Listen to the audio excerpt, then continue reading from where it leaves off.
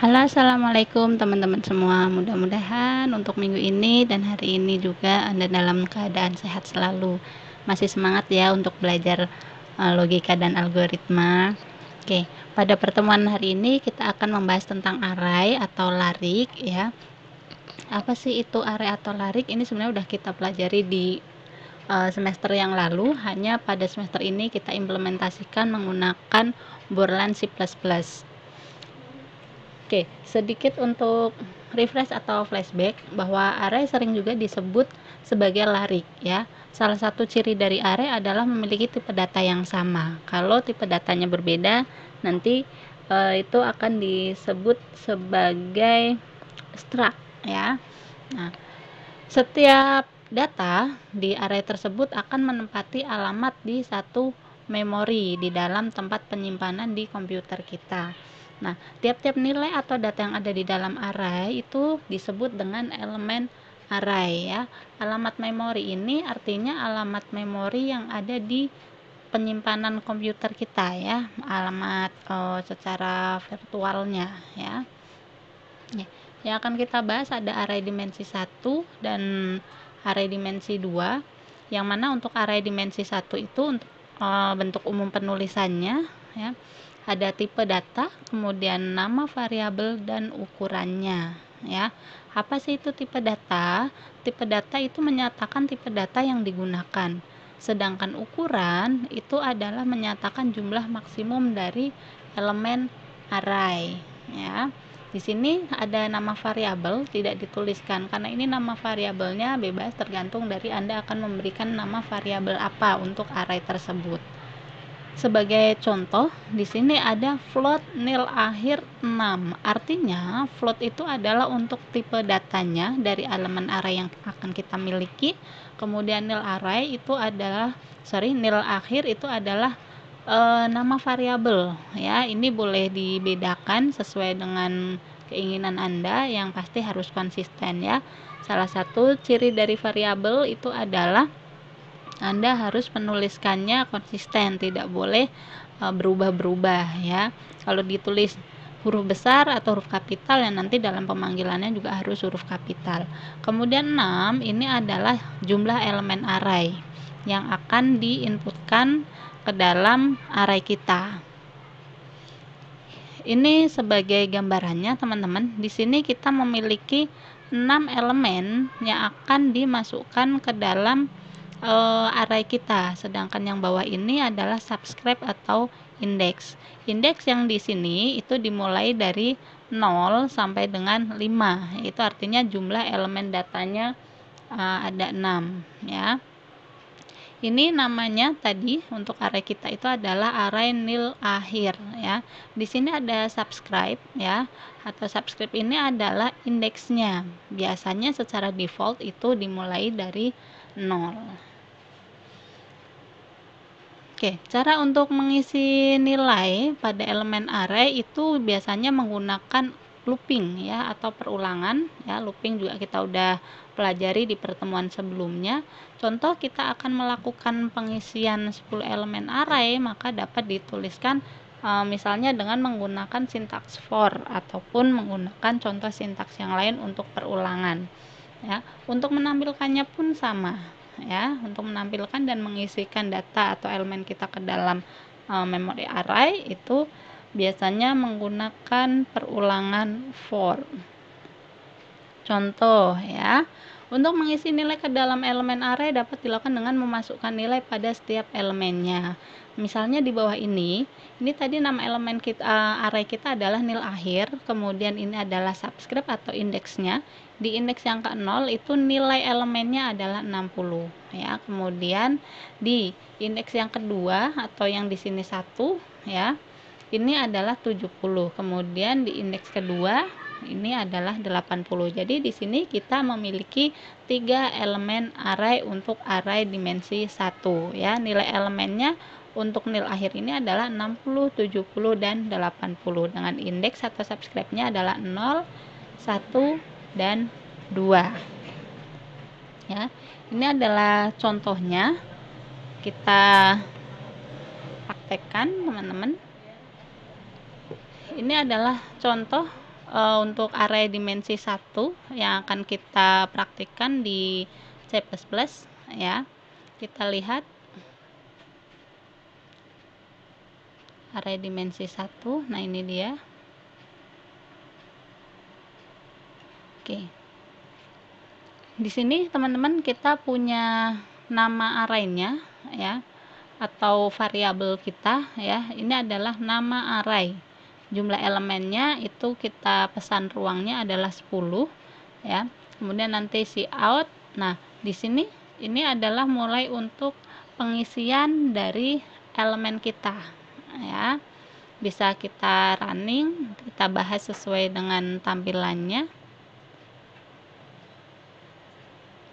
Oke, masukkan nilai pada. Nah, ini adalah cout-nya, masukkan nilai pada elemen ke 0. Di sini adalah for untuk variabel kita, ya, perulangannya. Ini ada C, kemudian C ini yang pertama sampai dengan batasnya kurang dari 10. Kenapa kurang dari 10? Karena di sini kita batas elemennya adalah akan memiliki 10 elemen di array dimensi 1 ini.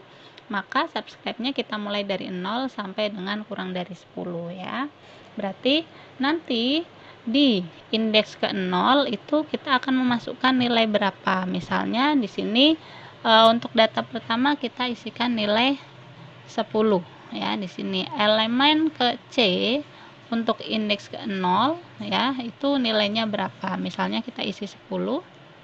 Kemudian kenapa di sini ada 1? Karena di sini teman-teman ada perulangan, ya. Dari C nilai awalnya adalah 0 sampai nanti kurang dari 10. C++, artinya di sini untuk variabel C itu dia akan terus bertambah. Ini 0, kemudian 1 dan seterusnya, ya. Dia masukkan, dia akan membaca nilai array C ke berapa, ya. Oke, kita masukkan, misalnya ini 20, kemudian 30, 40, 50, 60, 70. Kita buat urut saja. Teman-teman bisa memasukkan dengan elemen atau data yang berbeda, ya. Kemudian ini 100. Integer, ya, jadi harus isinya angka. Nah, setelah elemen 9 ini apakah akan kita inputkan lagi? Tidak, teman-teman. Kenapa tidak? Karena di sini batasnya adalah kurang dari 10. Jadi setelah terpenuhi kita mengentry sampai dengan elemen ke-9 atau data ke-10 ini yaitu 100, maka tampilkan nilai yang dimasukkan, ya. Di sini tampilkan nilai yang dimasukkan. Ini sengaja ada kata-katanya supaya teman-teman lebih paham. Nilai yang terdapat pada elemen ke-1, ya. Di sini teman-teman bisa lihat nilai yang terdapat pada elemen ke-1. Kenapa ini di sini ada plus, ya, yaitu untuk memulai tadi di sini kan 0, ya. Jadi supaya kita bacanya gampang. Kalaupun ini teman-teman enggak diberi tanda plus, berarti ini nanti elemen ke 0, 1, 2, 3 dan seterusnya itu sama nilainya seperti ini, ya. Ini adalah subscribe atau indeksnya. Nah, ini adalah datanya. Kemudian yang di bawah ini kalau misalkan ditampilkan hanya dalam bentuk nilainya saja secara kolom, ya, karena array dimensi 1 berarti kalau enggak hanya satu baris ya berarti hanya dalam bentuk satu kolom. Demikian, ya. Kita lanjutkan lagi.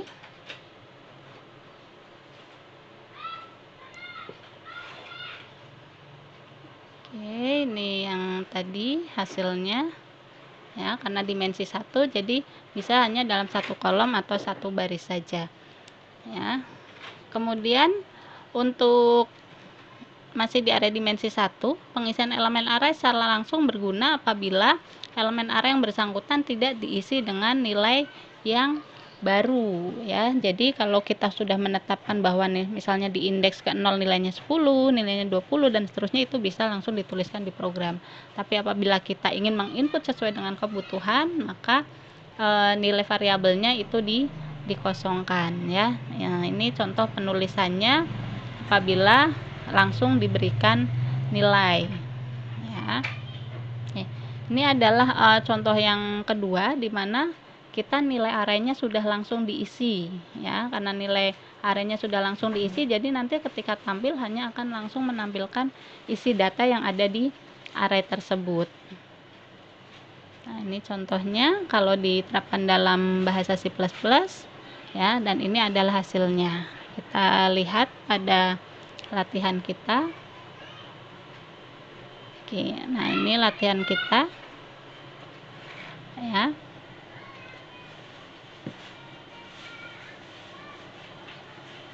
Oh, sorry, bukan yang ini.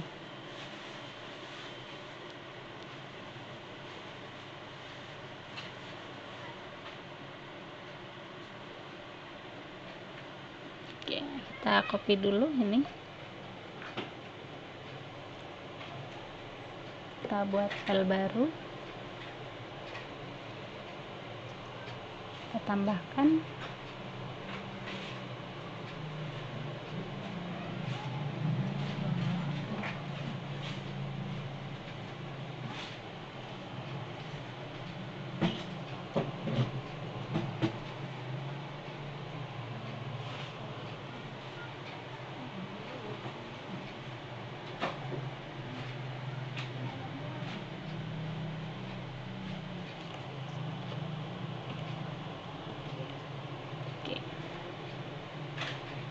Kita lihat. Oke, ini tidak digunakan.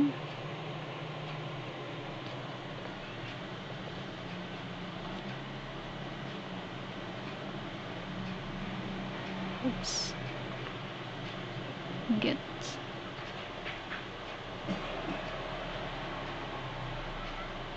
Oke, sorry, sebentar.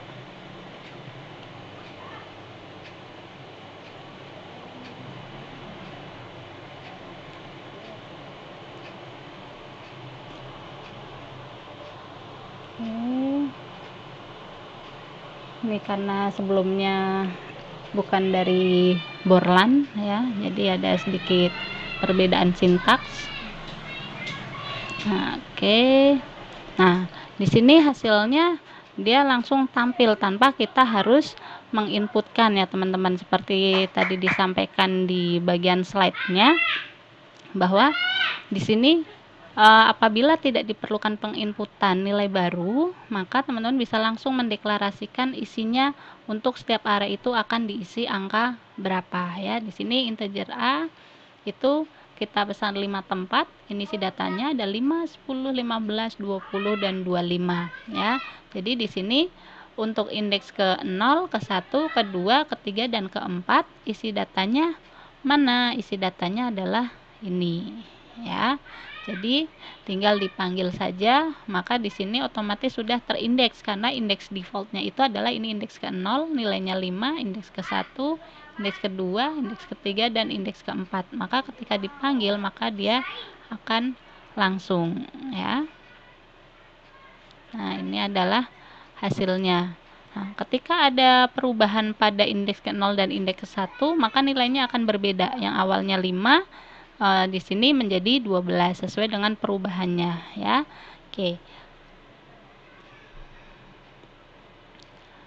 Ya, teman-teman, mudah-mudahan cukup jelas ya. Untuk latihan tentang array ini, kita akan bersambung di sesi berikutnya dengan array dimensi 2. Terima kasih teman-teman, sampai jumpa di sesi untuk yang berikutnya, array dimensi 2.